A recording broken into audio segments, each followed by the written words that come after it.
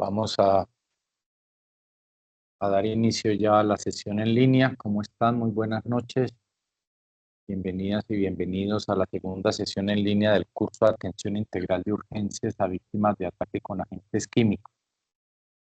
Yo soy José Mauricio Hernández Sarmiento, médico, quien está encargado de este curso. Quiero empezar recordando, está ingresando Liz. Buenas noches, Liz. Si nos escuchas. Vamos a destruir grabación. Sí, señor, sí lo escucho. Bueno, muy bien, muchas gracias. Estoy dando aquí el inicio de la sesión. Iba a recordar las fechas. El curso inició el 1 de agosto y va a terminar el 5 de septiembre. Sin embargo, pues debo recordarles que las evidencias se van a recibir hasta el 3 de septiembre a las 12 de la noche, con el fin del día 4 terminar de calificar todas las evidencias y el día 5 hacer pues el reporte al SENA como tal. Recuerden que ustedes tienen la posibilidad de evidencias tarde, es decir, si en este momento, por ejemplo, de la primera semana las pueden enviar, de la misma forma las pueden enviar, que de la tercera a la cuarta semana lo pueden hacer. Lo ideal es que cada semana se vayan enviando las evidencias de la semana, ¿cierto? Pero si por alguna razón no es posible, pues se pueden enviar. La semana pasada teníamos 2 evidencias, una fue un cuestionario y el mapa mental sobre las 5 o 6 leyes que hablan sobre las víctimas de ataque con agente químico. Si por alguna razón les queda pendiente alguna de esas 2 evidencias, la pueden hacer y enviar. Esta semana también tendremos 2 evidencias.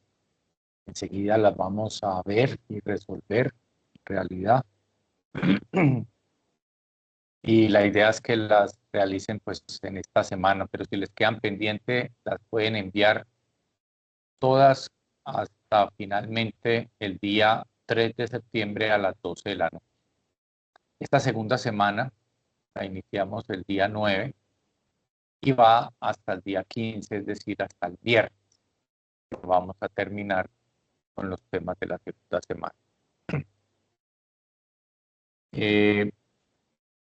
Voy a tomarme la palabra pues los primeros 30, 40 minutos, luego resolvemos dudas y dialogamos un poco con las personas que estén conectadas. Entonces, bueno, ¿cuáles son los resultados de aprendizaje para esta segunda semana?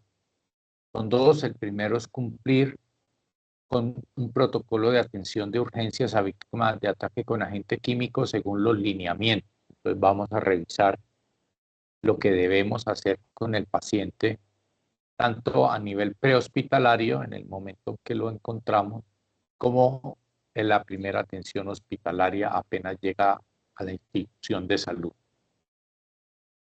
Y el segundo resultado de aprendizaje es, vamos a revisar cómo se hace la toma de muestras con fines forenses de la víctima de ataques con agentes químicos, teniendo en cuenta también los protocolos exigentes. Entonces, son 2 grandes objetivos de la semana.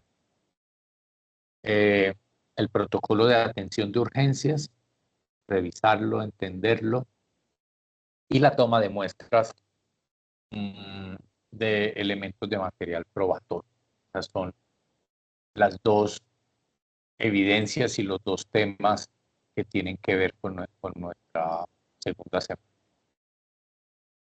Entonces, las evidencias para evaluar estos 2 objetivos son el primero es resolver un cuestionario sobre los diferentes momentos de la atención a víctimas de ataque con agente químico. Para desarrollar esta evidencia es importante revisar el material de formación Atención Integral en Salud, haciendo énfasis en la activación del sistema de emergencias, el uso de los elementos de bioseguridad por parte del auxiliador y las acciones clínicas teniendo en cuenta los diferentes momentos de la atención de las víctimas. Vamos a repasar enseguida, como les dije, lo que es la atención prehospitalaria y la primera atención que vamos a realizar en el servicio de urgencia. Entonces, esta evidencia es resolver un cuestionario que trae la plataforma. La segunda evidencia es un estudio de caso de una situación clínica sobre ataque con agentes químicos. Para esta evidencia es necesario revisar el material de formación, toma de muestras con fines forenses, haciendo énfasis en la forma de recolección, embalaje, rotulado, entrega a la autoridad competente y recomendaciones prácticas para el manejo del elemento de material probatorio. Vamos a revisar cuáles son como las normas básicas para hacerlo. Para resolver esta segunda evidencia, el estudio de caso, hay que leer el caso clínico de Rosa y sobre el caso clínico responder dos preguntas. Primero, ¿cuáles serían las acciones clínicas que se le realizan a Rosa en el servicio de urgencias? Y el segundo, ¿cómo se realiza la recolección, embalaje, rotulado y registro de la cadena de custodia? Esos son los dos puntos. Entonces vamos a leer el caso de Rosa brevemente. Está en el documento guía de la segunda semana, en la página 6. Yo lo voy a leer. Y sobre esta lectura, pues vamos a resolver las inquietudes que nos pide la evidencia. Entonces, bueno, caso Rosa. Rosa es una mujer de 34 años que iba caminando por una de las calles de ese municipio en compañía de su hijo de 10 años, cuando inesperadamente un sujeto desconocido le arrojó una sustancia en el rostro y cuello, teniendo también lesiones por escurrimiento en la región posterior del tórax. Hubo salpicaduras de la sustancia en su camisa, por lo cual el área de la manga izquierda se encuentra mojada. Inicialmente, Rosa es auxiliada por la dueña de un local comercial del sector, quien llama a la línea de emergencias y pide ayuda. Sin embargo, no inicia ninguna acción de primeros auxilios al encontrarse muy nerviosa. Transcurridos 10 minutos aproximadamente llegan los paramédicos al lugar, quienes inician los primeros auxilios. Valoran también al menor, quien se encuentra ileso físicamente, pero afectado de manera emocional. Los paramédicos trasladan a Rosa y a su hijo al hospital para la atención de urgencia. Bueno, es un pequeño caso clínico, pero que nos enseña varias cosas. Lo primero, pues, el ataque es por cuenta de un desconocido. Muchas veces estos ataques son por personas relacionadas sentimentalmente con la víctima, pero en esta ocasión fue un ataque por un desconocido mientras Rosa se encontraba en vía pública.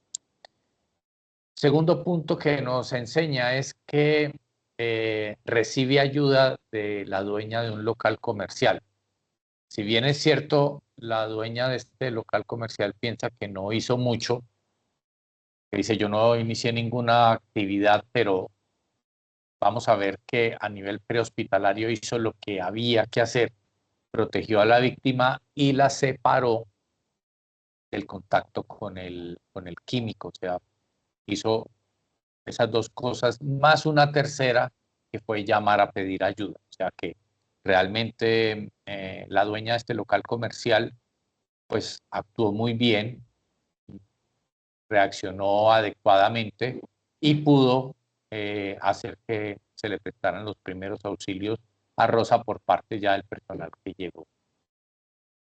Y por último, pues mencionar que en este caso, pues la ayuda llega muy rápido, 10 minutos, ¿no? Muchas veces no es tan así, ¿no? Puede demorar tiempo y eso pues empeora las cosas y ahí sí se echa de menos iniciar rápidamente con los primeros auxilios. Pero acá la señora del local comercial pudo llamar a buscar ayuda y la ayuda llegó en 10 minutos. Entonces, ¿cuáles son las preguntas sobre el caso de Rosa? La primera es, ¿cuáles son las acciones clínicas iniciales que se le deberían realizar a Rosa en el servicio de urgencias? Esa es la pregunta de la evidencia. Entonces, de acuerdo a los lineamientos que nos trae el programa, que son lineamientos que vienen del Ministerio de Salud, es un documento que habla sobre quemaduras químicas por agresión. En ese documento nos recuerda qué debe hacer el primer respondiente, lo que hizo la señora del local. Interrumpir el agente. Ella, al movilizar a la señora, le dio protección e interrumpió el contacto de la señora con el agente químico. O sea, esta primera respondiente, que en muchas ocasiones podemos ser igual nosotros mismos, que nos encontramos con estos pacientes en la calle, esto es atención prehospitalaria, debemos interrumpir el agente. Segundo, rescatar a la víctima. La señora la rescató, le dio refugio en el local comercial donde estaba. Entonces la señora cumplió con las normas prehospitalarias.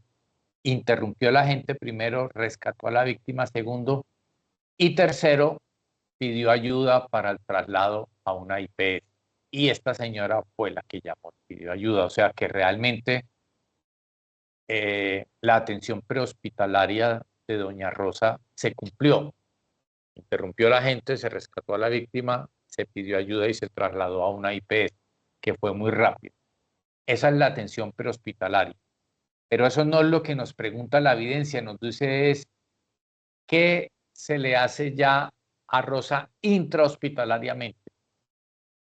Esto que les estoy diciendo es prehospitalariamente. Ya intrahospitalariamente lo que nos recomienda el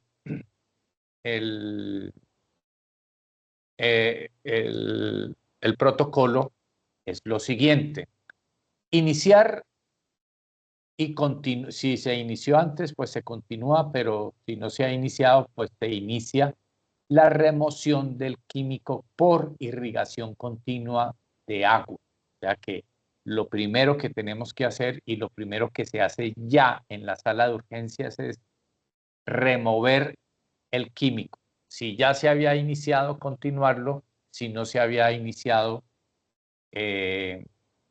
entonces iniciarlo. Esa remoción del líquido debe ser como mínimo 20 minutos. ¿Sí? Entonces, esto ya es lo que nos pregunta la evidencia. ¿Qué hacemos en el servicio de urgencias? ¿Cuáles son las acciones clínicas iniciales que se le deben realizar a Rosa en el servicio de urgencias? Primero, iniciar o continuar el lavado de remoción del químico, de ese químico que la está afectando. ¿Cuánto debe ser esa remoción? Vuelvo a repetir, 20 minutos. Segundo, en urgencias, ¿qué debo hacer? Investigar la toxicidad que tiene ese químico. Entonces yo tengo que averiguar. Hay muchos químicos, miles de químicos que se pueden utilizar. Sin embargo, en Colombia tenemos ya una estadística clara que lo que más suele utilizarse es ácidos de los líquidos de baterías, que son ácido sulfúrico. Entonces, seguramente porque también pueden haber ataques con agentes químicos de tipo álcalis, que tienen, digamos, otro efecto diferente, pero lo que más se utiliza en nuestro país es ácido y generalmente ácido de batería. Entonces, iniciamos o continuamos el lavado, verificamos en la medida de lo posible qué fue el agente químico utilizado y verificamos, repasamos, identificamos cuál es la toxicidad que tiene ese químico. Tercero, iniciamos el manejo local de la quemadura y para iniciar el manejo local de la quemadura debemos instaurar un tratamiento analgésico porque esto duele mucho. Puede que los primeros minutos del ataque con tanta adrenalina y tanta movimiento, la paciente no se da cuenta no se da cuenta pues del dolor o no siente tanto dolor con tanta adrenalina y endorfinas que está liberando, pero ya en el servicio de urgencias empieza a presentar muchísimo dolor y tenemos que instaurar una analgesia importante, que eso ya lo hará pues por supuesto el médico, que decidirá si inicia con morfina, meperidina, tramadol, con cuál de los analgésicos más potentes que tenemos a disposición en urgencias se puede iniciar ese manejo. Y hacemos la valoración rápida del paciente en urgencias con el ABCDE. Esa es la mnemotecnia con la cual nosotros hacemos la valoración inicial. Después de hacer esa valoración del ABCDE, remitimos ya del servicio de urgencias a los servicios especializados en quemaduras o unidad de quemados para que continúen con el manejo ya especializado. ¿Pero en qué consiste ese manejo ABCDE? El manejo A es revisar la vía aérea, evaluar si el paciente tiene la vía aérea despejada, si está respirando, si tenemos que ponerle oxígeno o si tenemos que la vía aérea está muy comprometida, está quemada, de pronto se evidencia que el paciente no puede respirar por dolor o por alguna situación de estas, y hay que evaluar si es necesario, por ejemplo, entubarlo, sedarlo y entubarlo. Pero lo primero que yo voy a hacer ya de la valoración clínica es la valoración de la vía aérea. Y esa es la A. Lo segundo es B, la respiración. Evaluar cómo se expande el tórax del paciente, si el paciente está respirando pues adecuadamente o no, si está moviendo su tórax, ingresando aire pues a sus pulmones, si lo está haciendo bien o no, si puede o no respirar. Esa es la B. La C es la circulación, eso es B porque viene del inglés. Entonces, la respiración es breathing, que es, por eso se pone la B. Bueno. La C entonces es circulación. Vamos a evaluar la circulación del paciente, cómo está perfundiendo, si está hemodinámicamente estable, si debemos canalizarlo. Puede que el paciente esté deshidratado por la quemadura. Vamos a evaluar cómo está funcionando la presión arterial, la frecuencia cardíaca, todo lo de circulación. Esta es la C. A, B, C. A, vía aérea, que esté despejada, que no haya nada impidiendo que entre aire a los pulmones. La B, que es la respiración. Y la C, que es la circulación. Luego vamos a la D, que evaluamos si hay déficit neurológico. En este tipo de casos y de agresiones, rara vez vemos un daño neurológico, pero la valoración D, que la hacemos rápidamente, es déficit neurológico. ¿Cómo evaluamos el estado neurológico de un paciente? En forma rápida, preguntándole si está ubicado en persona, tiempo y espacio, ¿no? Usted sabe quién es, sabe dónde estamos, sabe qué pasó, sabe qué día es hoy. Esa es la manera como vamos a evaluar rápidamente si el paciente tiene un déficit neurológico o no. Y la E, la última, la exposición, es evaluar qué tanto fue la exposición que tuvo este paciente en la quemadura. En este caso, a Rosa le cayó en el rostro, en el cuello, y cayeron algunas gotas en la parte superior del tórax. Entonces, en la parte de ella, después de asegurar que el paciente está con la vía aérea despejada, está respirando bien, no tiene un daño neurológico, su tensión arterial y su circulación está bien, evaluamos ya directamente la extensión de la herida. Y por último, el tercer paso ya es que pedimos la interconsulta o remitimos el paciente a la valoración especializada por parte de la unidad de quemados o el equipo de cirugía plástica que maneja los quemados. Entonces repasemos lo prehospitalario, ¿qué es lo que debemos hacer? No es lo que nos pregunta la evidencia, pero solo aquí para repasarlo. Los prehospitalarios es básicamente tres cosas. Interrumpir el agente, o sea, proteger, retirar a la persona del agente, e interrumpir el agente es también en la medida de lo posible iniciando el lavado, ¿no? Si yo lavo al paciente, el agente se va. Es la forma de interrumpir pues el daño que puede estar ocasionando ese agente químico. Segundo, rescatar a la víctima, retirarla del agresor. Con Rosa sucedió, digamos, en primera instancia se interrumpió la gente porque se protegió a Rosa, se rescató y se guardó en el local comercial donde estaba la señora que le dio sus primeros atenciones. Y tercero, pedir ayuda y trasladarla rápidamente a una IPS. Eso es lo prehospitalario, el primer respondiente, ¿cierto? Ahora vamos a cuál es la atención en urgencias, la atención hospitalaria, que es lo que nos pregunta la evidencia, cómo debemos responder. Entonces, lo primero es iniciar o continuar. Si ya lo iniciaron, en este caso no lo habían iniciado, la irrigación y el lavado de la remoción del químico, ¿cierto? Si ya lo continuaron, preguntar cuántos minutos lleva, continuar haciendo el lavado con agua por lo menos 20 minutos, a veces se hace por 30 minutos o más. Vamos a evaluar en la medida de lo posible si tenemos oportunidad de identificar cuál fue el agente tóxico utilizado e identificar cuáles son las consecuencias de ese agente tóxico. Y ya el manejo, empezar con el manejo de la herida a través de la evaluación de la herida, por supuesto, y de la instauración de la analgesia.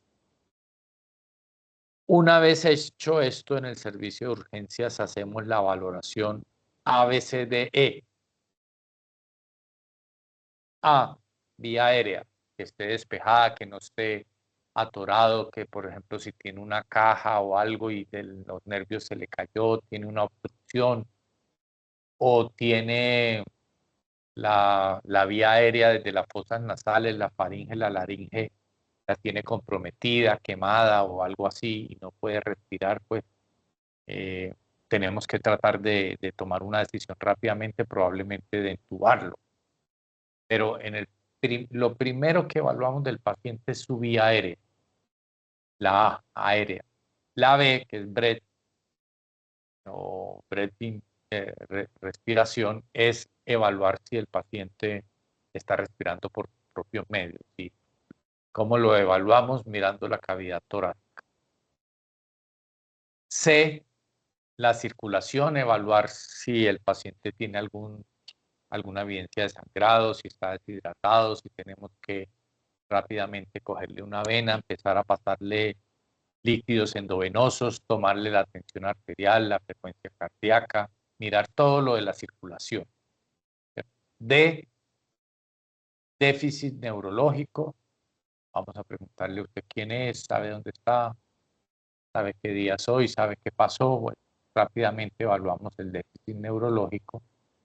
Y la E, ya evaluamos como tal el daño que tuvo el paciente. En este caso, doña Rosa, pues tuvo un compromiso en el rostro, en el cuello y probablemente algún compromiso adicional en el tórax. Entonces, esto es lo que hay que responder en ese primer punto que nos pregunta la evidencia. La atención ya inicial en el servicio de urgencias, no la prehospitalaria, es iniciar o continuar la remoción del químico, evaluar cuál fue el químico y su toxicidad, manejo de la quemadura con analgesia y la evaluación del ABCDE. Y la segunda pregunta que nos trae la evidencia es cómo se realiza la recolección, el embalaje, el rotulado y el registro de la cadena de custodia de los elementos de material probatorio. ¿Cómo lo vamos a hacer? Entonces eso también tiene sus normas. Lo ideal y lo normal es que sea la policía judicial o la fiscalía quien haga esta recolección, pero como ellos pueden tardar en llegar y nosotros, el equipo de salud, somos los que estamos en primera instancia en contacto con el paciente, nosotros debemos cumplir esa función inicial de recolección. Entonces, ¿qué debemos tener presente para la recolección, marcación, embalaje y referencia de estos materiales? Primero, lo primerísimo es saber que si vamos a tener esa función de recolección, rotulado y enviado de ese material, debemos tener en cuenta unas condiciones de bioseguridad y protección. No vamos a tomar objetos que estén impregnados del químico o lo que sea, sin la protección exclusiva de tener unos guantes, de tener una mascarilla, unas gafas, ¿cierto? Yo no puedo ir a recoger el material, que se quedó la jeringa, que fue con una jeringa que, yo voy a recoger la jeringa, pero tengo guantes, la jeringa probablemente está impregnada del químico, me quemo las manos, ¿cierto? Que fue un polvo, quedó polvo, voy a recoger el polvo. Usted tiene las condiciones para recogerlo, tiene tapabocas, tiene gafas pues protectoras, de las que son especiales, que vienen hasta acá, la temporal. Entonces, lo primero que debo yo hacer, si voy a tomar los elementos de material probatorio, es verificar las condiciones de bioseguridad, ¿cierto? Lo segundo es, si yo voy a tomar ese material mientras la fiscalía o la policía judicial llega, si yo decido jugar ese papel de tomar el material de los elementos de material probatorio, es yo prepararme y organizar como las bolsas plásticas, bolsas de papel, papel para hacer la marcación y rotulaje, los guantes, debo tener todo el material. No es que, no, yo voy a recoger material probatorio, pero no me voy preparado. No, debo irme preparado con mis elementos de bioseguridad y con todo el material que necesito para marcación y embalaje. Cuando voy a utilizar papel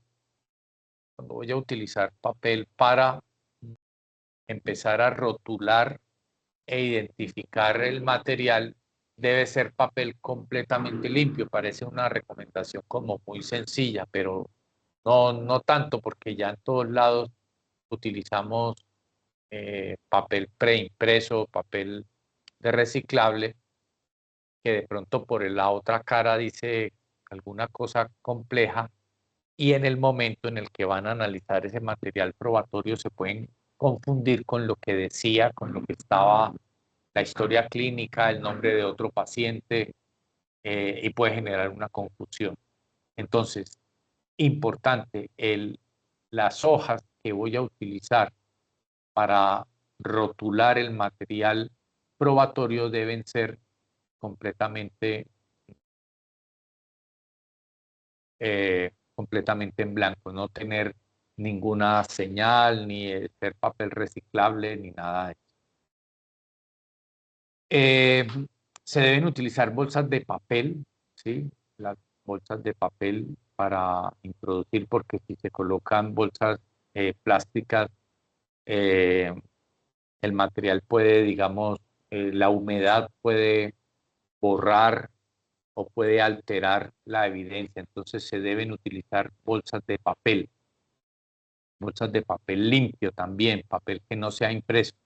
Si yo voy a decidir apoyar en estos elementos de material probatorio, todo el material que voy a utilizar, pues, es un material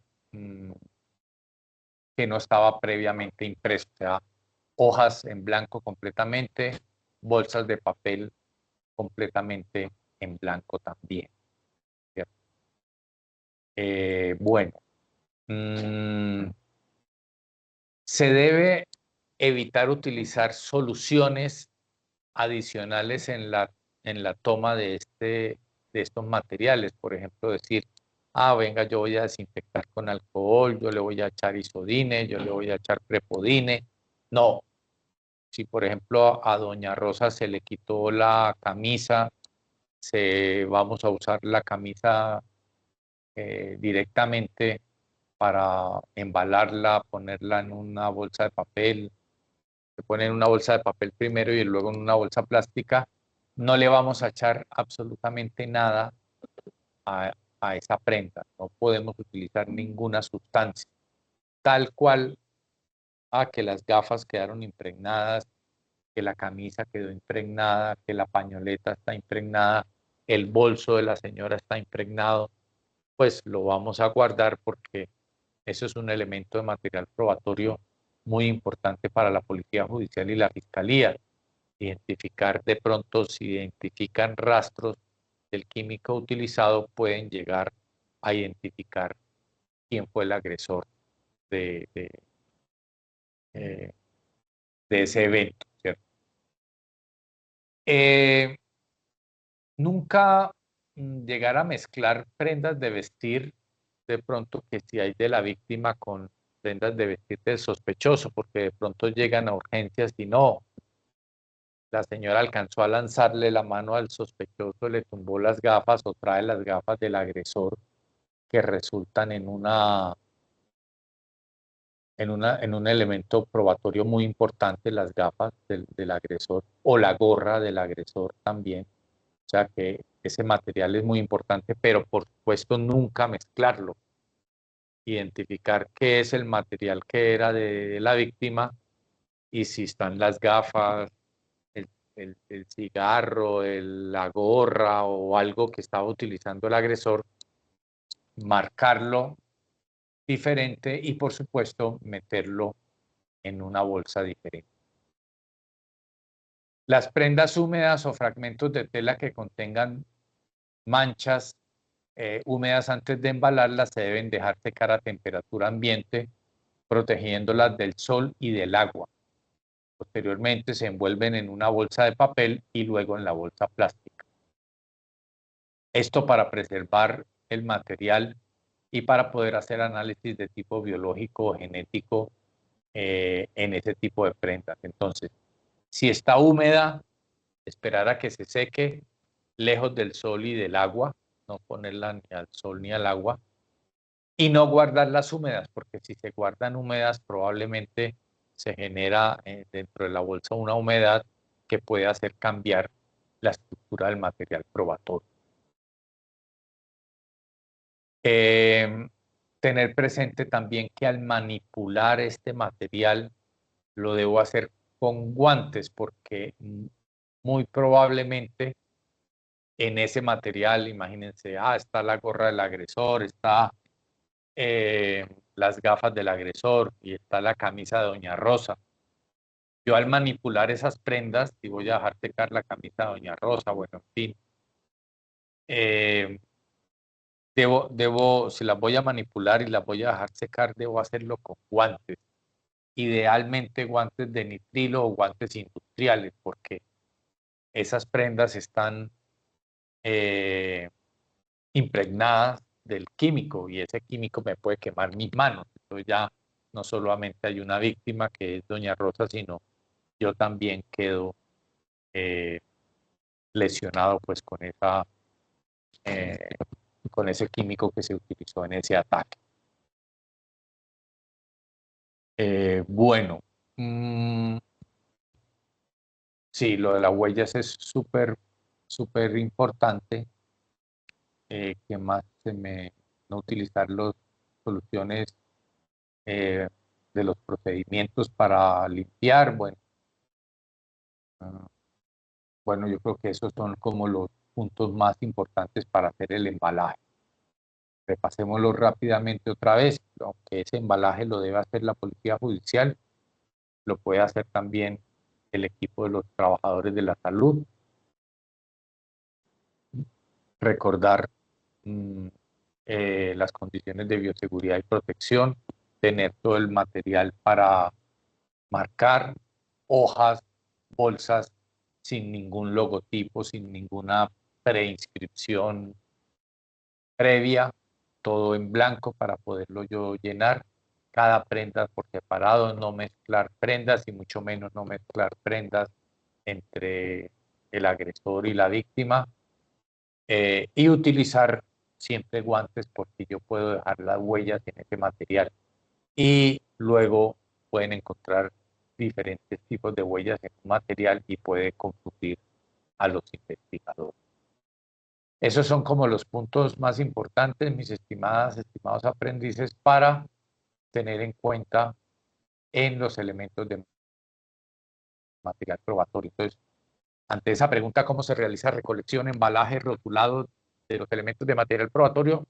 Responder es que, aunque eso normalmente lo hace la policía judicial, lo podemos hacer nosotros teniendo en cuenta bioseguridad, tener el material completo y adecuado, hojas y bolsas que no tengan ningún tipo de impresión, utilizar guantes, no mezclar prendas, en fin.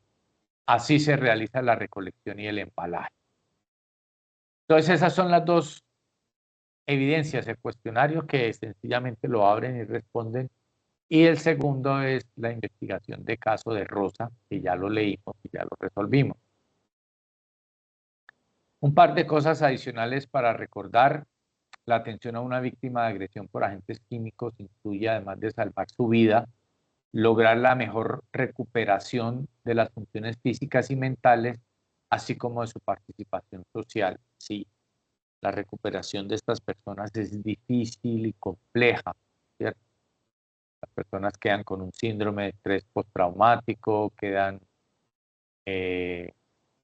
muy lesionadas, por llamarlo de alguna manera, después de este tipo de agresiones. Entonces sí, le salvamos la vida, pero también necesitamos tener presente que la persona quede con muy pocas secuelas. Esto requiere que para lograr esto se requiere que ofrecer una atención integral desde el momento de la agresión hasta la recuperación y rehabilitación. Esta señora del local comercial que atendió a doña Rosa pues hizo una labor impresionante, como les dije hace un momento, ¿no? Logró cumplir con buena parte del manejo prehospitalario del primer respondiente. Rescató a la víctima, pidió ayuda, la trasladó y en cierta forma pues también interrumpió la acción del agente químico. No inició el lavado, pero hizo los otros dos puntos por lo menos muy bien. En ocasiones pues se puede iniciar el lavado con agua durante al menos 20 minutos, un lavado de la herida, una irrigación, 20, 30 minutos. Si tenemos jabón líquido, pues podemos utilizar también jabón líquido para hacer la remoción. Y una vez se llega al hospital, pues se evalúa si eso ya se hizo por completo o se continúa con esa irrigación. Entonces, esta señora cumplió con el manejo prehospitalario y ya una vez Rosa en el hospital se inició o se continuó esa irrigación, se le puso analgesia y se hizo la valoración del ABCDE.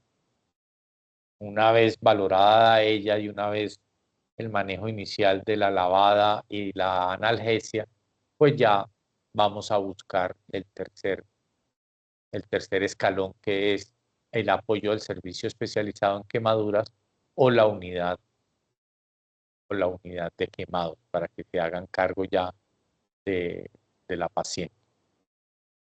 Los profesionales de la salud deben tener claridad en la fisiopatología de las quemaduras por agentes químicos. así como de las acciones adecuadas en salud en los diferentes momentos de la atención a las víctimas en el lugar de la agresión, atención prehospitalaria, servicio de urgencias, unidad de quemados y atención ambulatoria. Recordemos que existen más de 25.000 químicos que se utilizan en la industria, la agricultura, la limpieza del hogar, que pueden ser utilizados para este tipo de ataques. Las quemaduras por agentes químicos representan hasta el 10% del total de quemaduras y pueden llegar a ser letales hasta en un 30% de las agresiones. O sea, si de cada 10 personas que son atacadas con estos agentes, 3 pueden tener complicaciones graves, incluso la muerte. Es fundamental diferenciar la quemadura por agentes químicos de otros tipos de quemaduras, especialmente porque en pocos minutos de contacto con la piel o con los ojos se generan daños irreversibles y porque teniendo en cuenta el mecanismo de lesión, el tiempo de exposición puede ser incluso de día. Recuerden tener en cuenta las siguientes consideraciones cuando estamos frente a un paciente víctima de ataque con agente químico. Primero, tratar de identificar el tipo de químico utilizado. Ya les mencionaba que lo que más se utiliza en Colombia, que lo que más se utiliza es el líquido de las baterías, que pues, hace mucho daño, es un químico, pero pueden haber sí, muchísimos tipos de químicos diferentes. Bueno, ese es el primero y el que más se utiliza. Segundo, ofrecer los primeros auxilios desde el mismo momento de la agresión, en la medida de lo posible. Puede que no podamos hacerlo todo, pero por lo menos iniciamos, protegemos a la víctima y ayudamos para su traslado. Pero lo importante es actuar desde el mismo momento de la agresión. Asegurar que el paciente llegue a un servicio de urgencias donde le puedan prestar los servicios adicionales. Ya vimos cuáles son, una valoración adicional, donde ya le puedan brindar la analgesia para el paciente, en fin. Lograr la remisión a la unidad especializada en quemados, que tenga especialistas pues con entrenamiento en el tema. Y, por supuesto, iniciar una vez terminemos con la atención de la quemadura, iniciar con la respectiva rehabilitación. No solo biológica, sino psicológica también. La semana entrante, por ejemplo, vamos a ver los primeros auxilios psicológicos, porque estos fueron los primeros auxilios clínicos del paciente. La semana entrante nos vamos a concentrar en los primeros auxilios psicológicos. Vamos a ver cómo atendemos al paciente, cómo protegemos pues que no entre en una crisis, en un síndrome de estrés postraumático, bueno, tantas cosas que le pueden quedar a esa paciente que sufre este tipo de agresión. Bien, esto es lo que tenía en términos generales pues para compartir. Quisiera escucharlos a ustedes, qué comentarios tienen, si quieren mencionar algo, si de pronto queda pues claro el tema de esta segunda semana, que son básicamente dos temas. ¿Cómo manejo los elementos de material probatorio, que ya vimos las recomendaciones, y cómo es la atención inicial clínica de urgencia? La próxima semana veremos la atención inicial psicológica, primeros auxilios psicológicos. Hoy vimos los primeros auxilios clínicos. Entonces, bueno, Catherine, Liz, estaría como charlas un poco, si quedaron claros pues los temas de la sesión de hoy, cómo van, cómo les terminó de ir con los documentos de la primera semana, que era el foro, el mapa mental, perdón, y también un cuestionario que se resolvía. Veo que alguien... Sí, señor. Pues a mí yo le entendí lo que usted quiso decir respecto al tema que estamos viendo el día de hoy.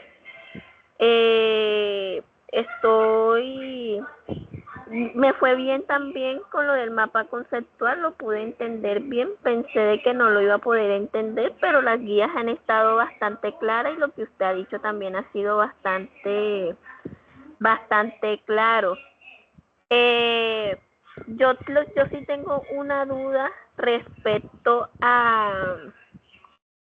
lo que, o sea, lo que yo tengo entendido es que para cuando uno está, bueno, yo soy auxiliar de laboratorio, pero tengo entendido de que la primera atención en urgencias es como, más que todo es como tratando de ayudar a una parte, más que todo la parte psicológica de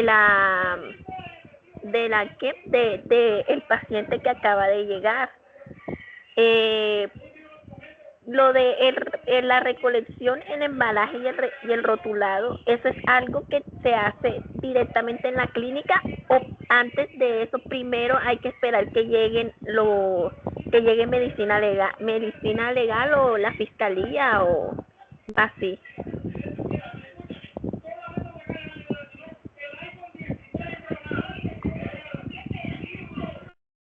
Muy bien, Liz. No, la guía es clara diciendo que la responsabilidad final de esos elementos de material probatorio y demás, esa responsabilidad final la tiene medicina legal o la fiscalía, ¿cierto? Ellos son quienes tienen esa responsabilidad. Pero como el paciente llega primero a nuestras manos y nosotros probablemente somos los que vamos a retirar las prendas, vamos a iniciar el lavado, entonces debemos saber la importancia que tiene el manejo de ese material y cómo lo debemos ir organizando. Probablemente medicina legal y ellos lleguen rápido y se pueda organizar la situación rápidamente, pero mientras ellos llegan, pues yo tener las precauciones, ponerme los guantes, separar el material, en la medida de lo posible, si ya puedo ir guardando algo en una bolsa de papel y dejarla bien rotulada, yo lo puedo ir haciendo y la recomendación es que nosotros como trabajadores de la salud pues vayamos teniendo esas precauciones de guardar el material y demás. La responsabilidad final, bien tú lo dices, la Fiscalía, Medicina Legal son ellos los que lo tienen que hacer, pero nosotros debemos ir ayudando. Y sí, la atención en urgencias tiene como, hoy vimos la parte clínica, pero la semana próxima vamos a ver cómo son esos primeros auxilios psicológicos. Lo vamos a ver, es importante. Y también hay unos primeros auxilios psicológicos prehospitalarios y ya también en el hospital, cómo empezamos nosotros a abordar ese paciente que ya está en el hospital y cómo le vamos a proteger su esfera mental, pues que no vaya a tener una crisis, bueno, sí, que no vaya a tener secuelas muy graves. Eso lo veremos la semana próxima. Esta semana nos preguntaban sobre primeros auxilios clínicos y sobre los elementos de material probatorio.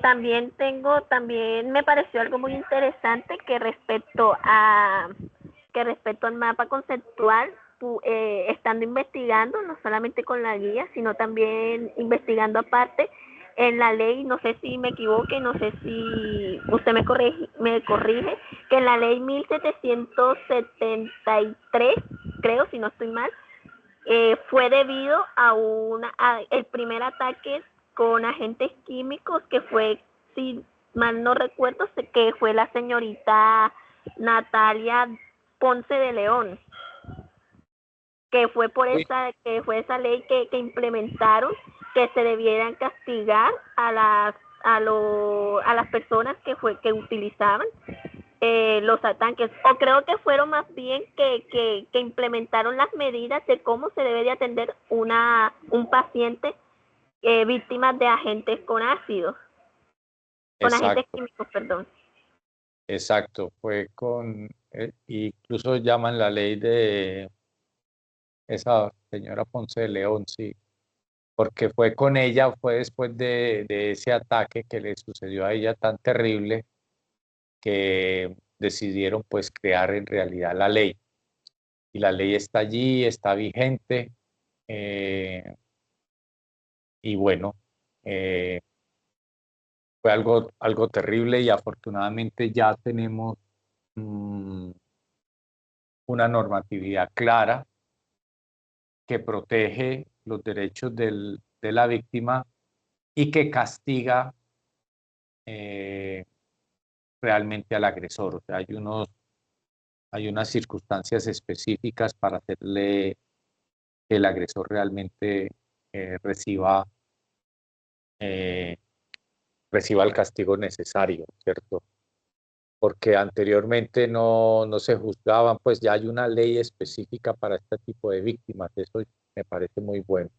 Y sí fue con esta señora Natalia Ponce de León, fue después de esa agresión, y ella fue al Congreso, ella promovió esta ley, ella dijo, no, es que muchos agresores se están escudando pues en otras leyes que hay y necesitamos una ley específica que proteja a mujeres y hombres que sean víctimas de este tipo de agresión con castigos ejemplares para los victimarios. Y ella lo logró. Muy bien, se ve que investigaste. Entonces hay diferentes leyes que protegen la salud, protegen el derecho al trabajo, hacen protección pues a la víctima al tener unos criterios estrictos para juzgar al agresor. Entonces las leyes que tenemos son diferentes, pero nos protegen o protegen a estas víctimas pues, de todos este tipo de agresión. Muy bien. Liz, ¿tú en qué ciudad te encuentras?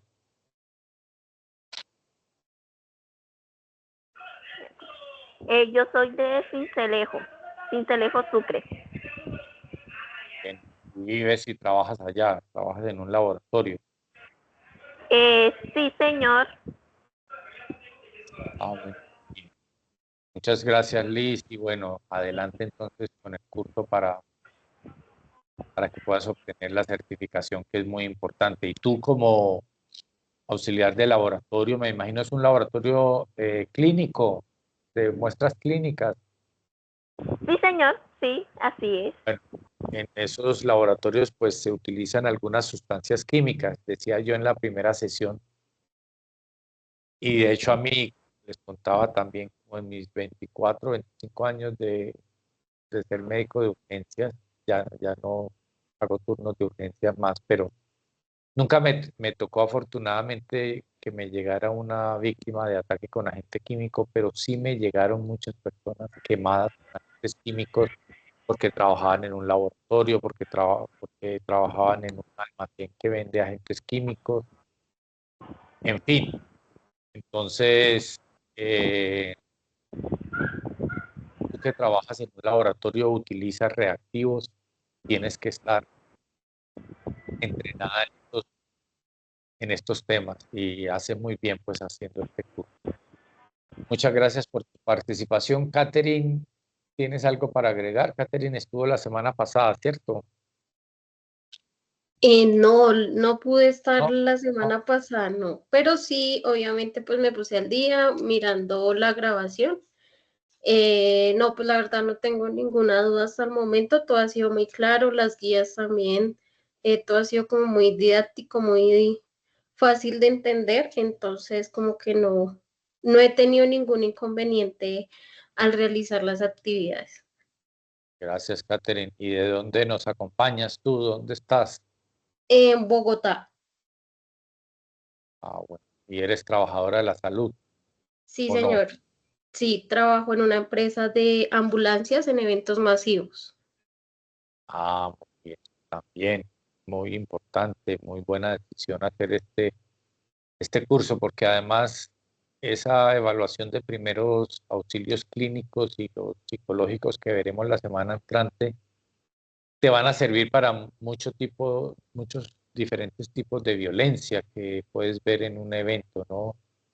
A muchos pacientes pues tenemos que brindarles estos primeros auxilios en diferentes circunstancias. Me parece muy bien. Felicitaciones pues por estar haciendo este curso. Muy bien, llegamos entonces al final para los estimadas aprendices que verán esto en diferido, pues espero sigan animados cumpliendo con las evidencias pendientes. Para Catherine y Liz, muchas gracias pues por estar aquí conectadas. Nos vemos la semana próxima. Hasta pronto.